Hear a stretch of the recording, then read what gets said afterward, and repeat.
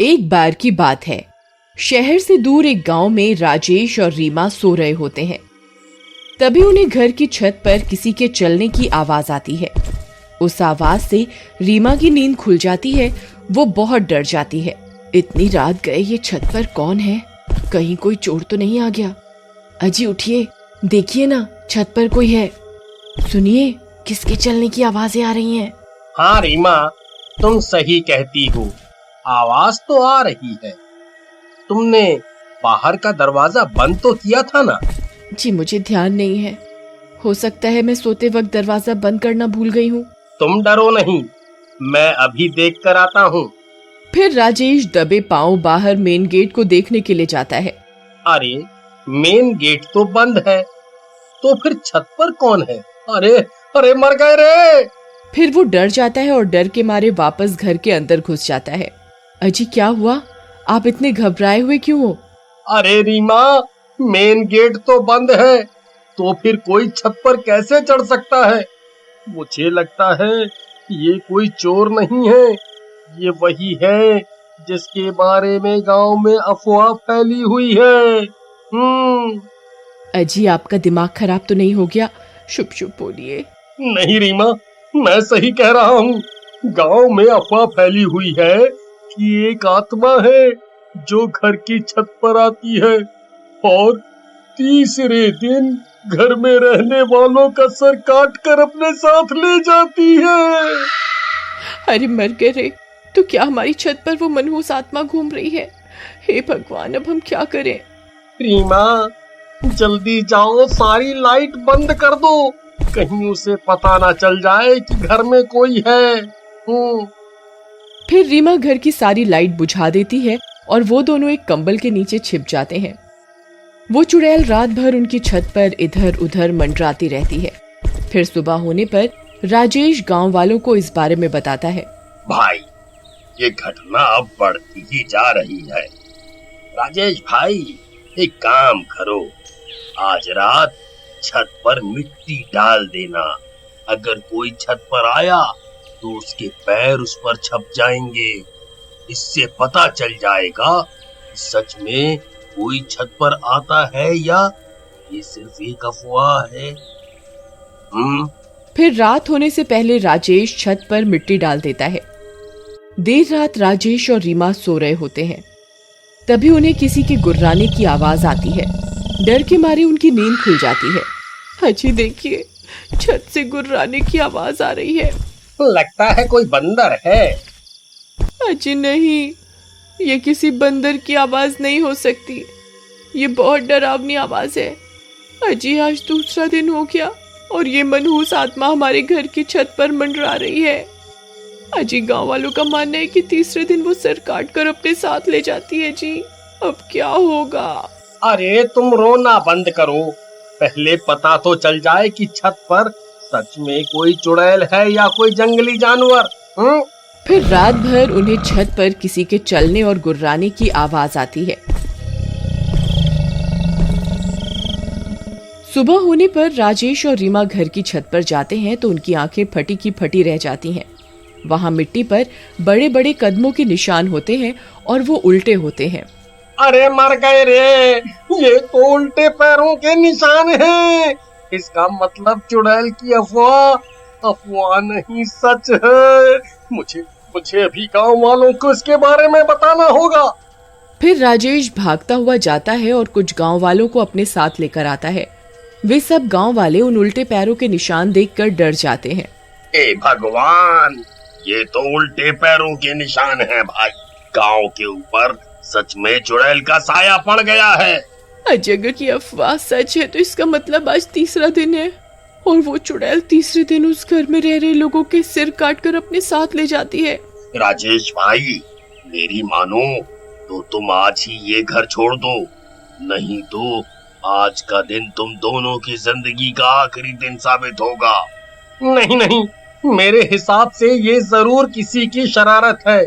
मुझे लगता है कोई हमसे हमारा घर खाली करवाना चाहता है ताकि हम डर के मारे इस घर को औने पौने दामों में बेचकर चले जाएं।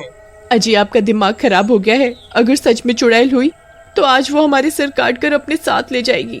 तुम घबराओ नहीं, मेरे पास एक तरकीब है। गांव वालों, आज रात को तुम मेरे घर के आसपास ही रहना। फिर रात होने पर वे दोनों सो रहे होते हैं। तभी आधी रात होने पर उनकी छत पर कोई दस्तक देता है। कदमों की आवाज से उन दोनों की नींद खुल जाती है। अजी मर गए, आज तीसरा दिन है, आज हम नहीं बचेंगे जी। आज वो हमारी गर्दन काट कर अपने साथ लेकर ही जाएगी। गांव वालों ने कहा भी था घर खाली कर दो, लेकिन आपने उनकी एक न सुनी। लो आ गई चुड़ैल, अब क्या करोगे? तभी उस चुड़ैल के कदमों की आवाज तेज हो जाती है। अजी लगता है कोई सीढ़ियां उतर रहा है। ये आवाज सीढ़ियों की तरफ से आ रही है।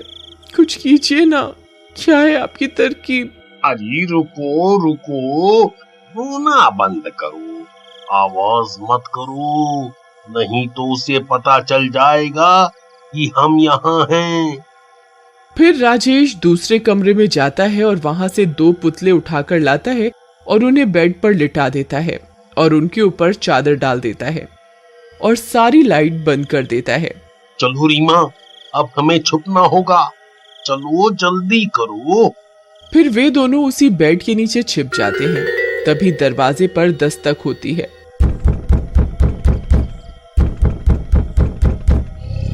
अरे मर गए रे, ये वही चुड़ैल है जी।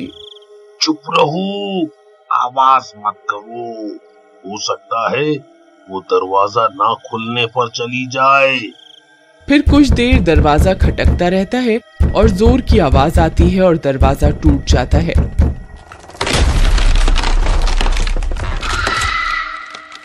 वो चुड़ैल अंदर आ जाती है। वे दोनों बेड के नीचे छिपे रहते हैं। तभी उन्हें चुड़ैल के पैर दिखाई देते हैं। वो उल्टे होते हैं।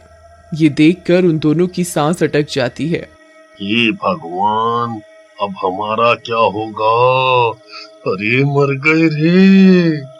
फिर वो चुड़ैल खंजर से बेड पर सो रहे लोगों पर हमला कर देती है और उन पुतलों की गर्दन काट देती है और पास में जाकर बैठ जाती है और उन्हें खाने लगती है। लेकिन जल्दी ही उसे एहसास हो जाता है कि वो किसी इंसान के सिर नहीं है, उसके साथ धोखा हुआ है। वो बहुत गुस्से में आ जाती है। धोखा, धोखा, मेरे साथ धोखा करते हो इंसानों, ये तुमने ठीक नहीं किया। मैं तुम्हारी खुशबू सूंघ सकती हूँ, मुझे पता है तुम यहीं कहीं हो। आई मम्मी, अब हम नहीं बचेंगे। अरे मर गए रे, अब क्या करें रीमा?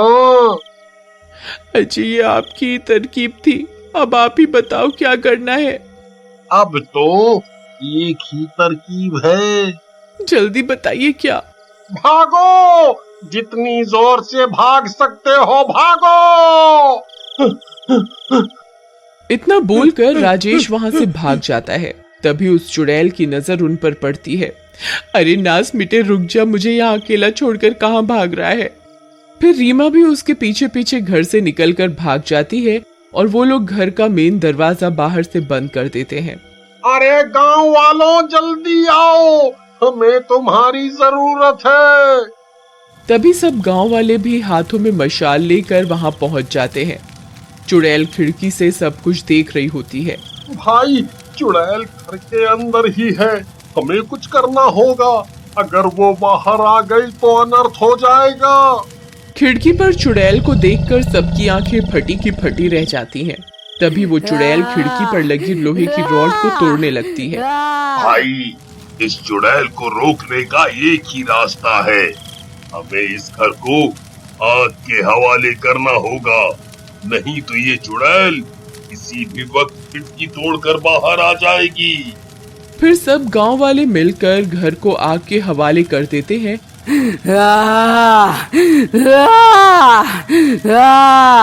और वो चुड़ैल भी घर के साथ साथ जलकर राख हो जाती है। हम तो बेघर हो गए। तुम घबराओ नहीं, हम सब गांव वाले मिलकर तुम्हारा घर फिर से बनाएंगे। फिर सब गांव वाले मिलकर उनका घर फिर से बना देते